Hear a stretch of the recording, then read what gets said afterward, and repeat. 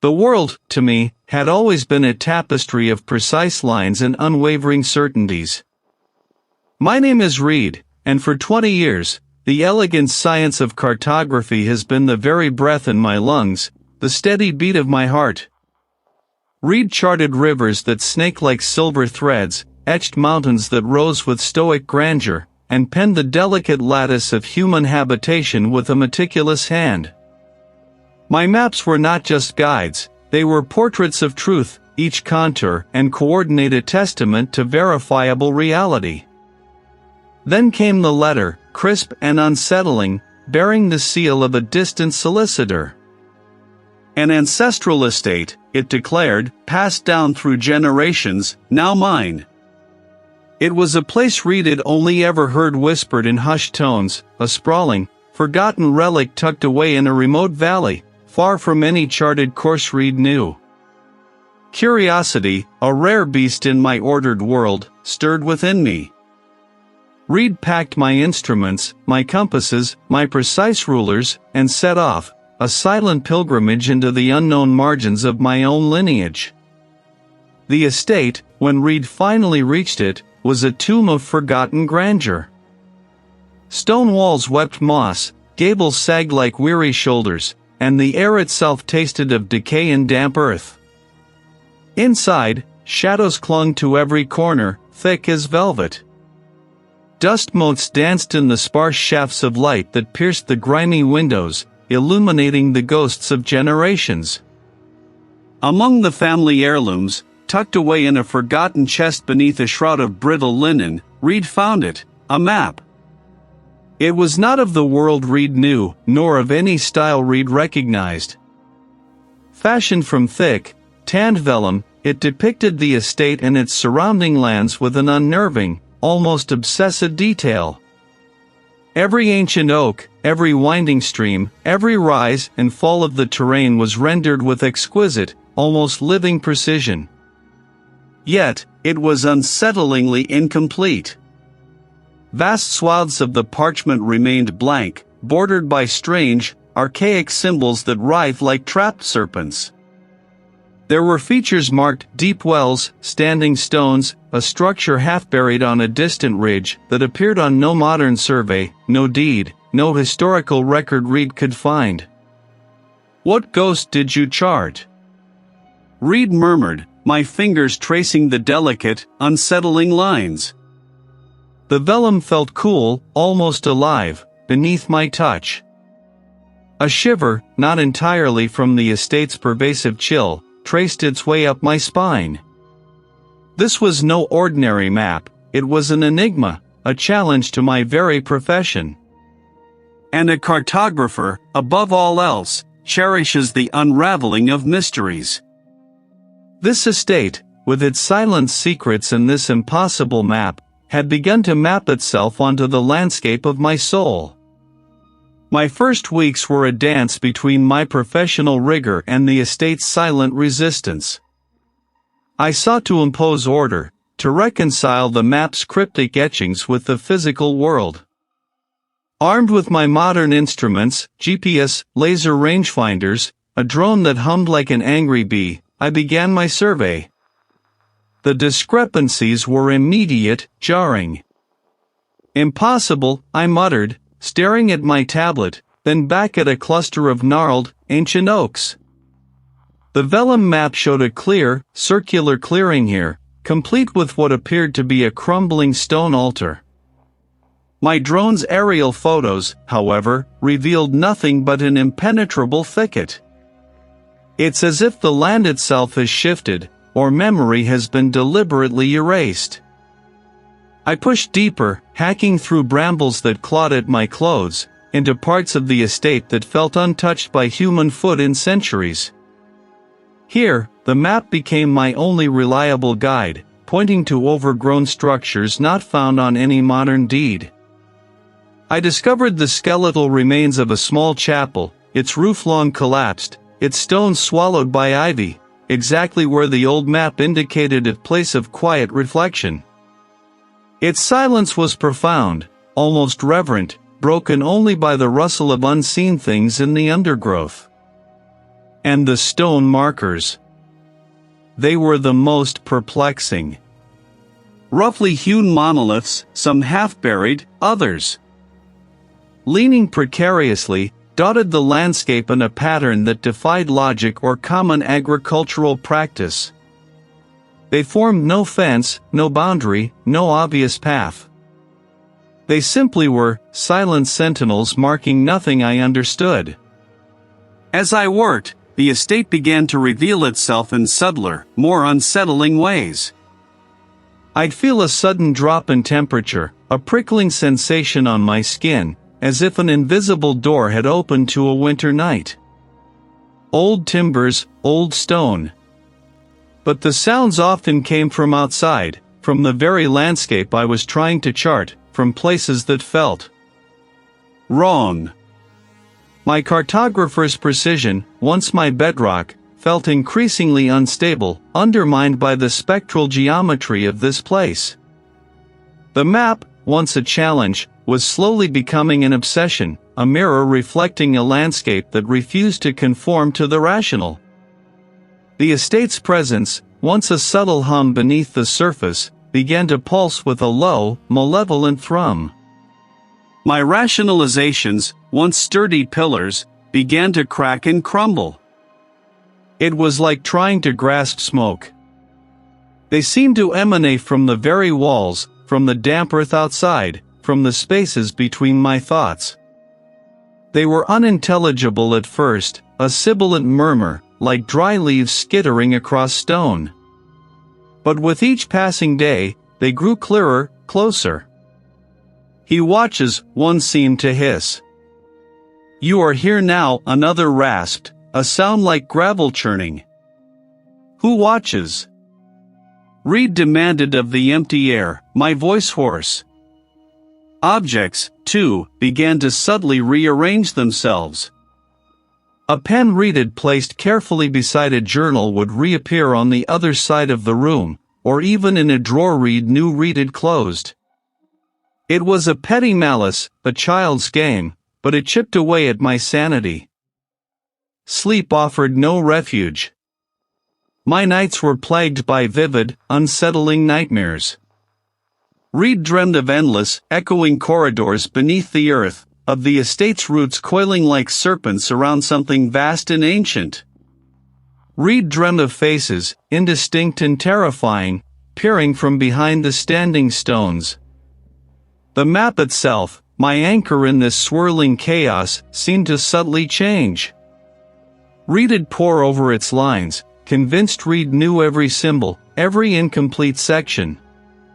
But then, a new line would appear, faint as a spider's silk, connecting two previously disparate points. Once, Reid swore Reid saw a faint, red stain bloom across one of the blank sections, like blood seeping through ancient parchment, only for it to vanish the moment Reid reached for it. Is this isolation, or something else? The precise cartographer in me screamed for logic, for reason, for a definitive explanation. The map was no longer just an object, it was a living, breathing thing, slowly revealing a truth too terrible to comprehend.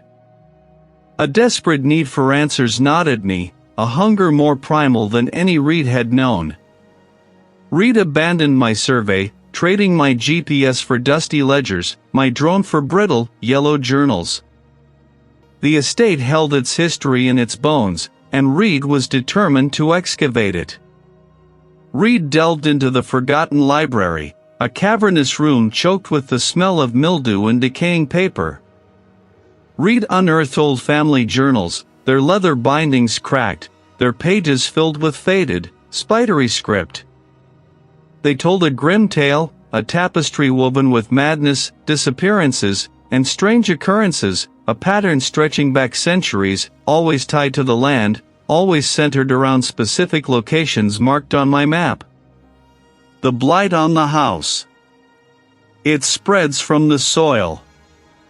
From the deep places, one entry read, dated 1789, penned by a distant ancestor whose handwriting grew increasingly erratic towards the end. They demand. They hunger. Another, from 1852, my brother, Elias, vanished by the standing stones. The villagers speak of the hungry earth, of things that stir beneath. The map. It shows a path, but to what? To salvation or damnation? The hungry earth. The deep places. Reid murmured, tracing the words with a trembling finger. It's not just a map of the land, is it? It's a map of a prison. The blank spaces on the vellum, the ones bordered by those serpentine symbols, corresponded precisely to the locations where the disappearances were most frequent, where the blight was said to be strongest. The symbols themselves, when Reid meticulously copied and compared them to arcane texts Reid found in the library, hinted at wards, at bindings, at something meant to contain. This is a key. A key to something malevolent, something buried, something that has been stirring for centuries. My identity as a cartographer, once a source of pride, now felt like a cruel joke. Reid was no longer charting the known world, Reid was charting the unknown, mapping the very contours of an ancient evil. The supernatural activity escalated dramatically, shedding its subtle veil and embracing a terrifying, aggressive clarity. Your blood remembers. Your blood calls. No! Reid screamed, clutching my head, spinning to face the unseen tormentor. Leave me be. But it laughed, a dry, rattling sound like bones dancing on stone. We are already here, little cartographer. We are the land. We are your legacy. Visions plagued me even while awake. Reid'd be studying the map, and the parchment would ripple, showing me grotesque, shifting forms beneath the earth, vast and ancient, their tendrils reaching, grasping. In the kitchen, preparing a meager meal, the utensils would clatter and spin, knives hovering in the air before crashing to the floor with a deafening clang. One evening, a heavy oak table in the dining room slid several feet across the polished floor, scraping a raw gouge into the wood, as if pushed by an unseen, titanic hand. The apparitions began. They were projections of the entity, Reid knew, designed to break my will, to strip away my last vestiges of sanity. My attempts to communicate with the outside world became futile, then terrifying. My mobile phone, once a lifeline, became a dead weight. Hello? Is anyone there? Reid'd plead, my voice cracking, holding the phone aloft like a desperate prayer. Reid! Come home, the distorted voice would rasp, a mockery of human speech. My internet connection flickered, then died, severing my last link to the world of reason. The isolation was no longer a quiet companion, it was a terrifying, suffocating shroud. Reid was utterly alone, save for the entity and the ghosts of my lineage, trapped within a landscape that breathed menace, waiting for me to break. My precise lines, my certainties, had dissolved into a nightmare. The symbols, the blank spaces, the cryptic notes from the journals Reid pored over them, my eyes burning, my mind a whirlwind of fear and desperate logic. And then, a pattern emerged, a horrifying, undeniable truth. The serpentine symbols weren't decorative, they were a complex, interlocking series of wards. The blank spaces weren't incomplete, they were the seals, the places where the wards were strongest, where the entity was bound. The place of quiet reflection, the standing stones, the deep well, these were not just landmarks, but critical points in a vast, subterranean prison, a cage constructed by my ancestors, perhaps, to contain something truly ancient and malevolent. Reid found a final, hidden passage in the last journal, tucked beneath a false bottom. Asterisk the map. It is both the key and the lock. the lines, the symbols. They are the bindings. If broken, if unmade, the old one stirs. Its hunger is vast, its patience eternal. Our blood drew it here, our blood must hold it. A sacrifice. It demands a sacrifice of the bloodline to maintain the seal. Not to appease it, but to strengthen the prison.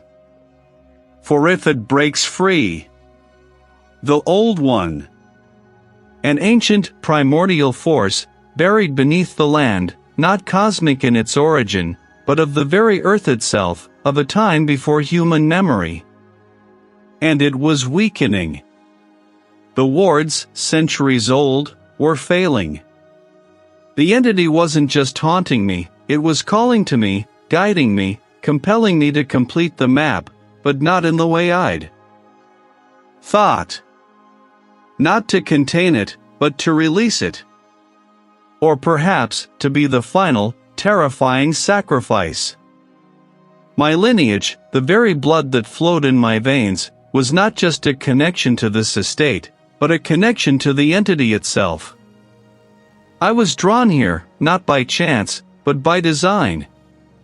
To be the final piece in its liberation, or the ultimate offering to reseal its prison. My identity, once defined by the clarity of lines and the certainty of coordinates, was now inextricably bound to this ancient, malevolent force. The map was not a guide to treasure, but a blueprint for my own damnation. The true horror was not just what lay beneath the earth, but what lay within me, waiting to be claimed. The mall lights hummed with an artificial, relentless cheer, casting a sterile glow across the polished tile floors. Yet, the lights remained on, an endless, unblinking eye.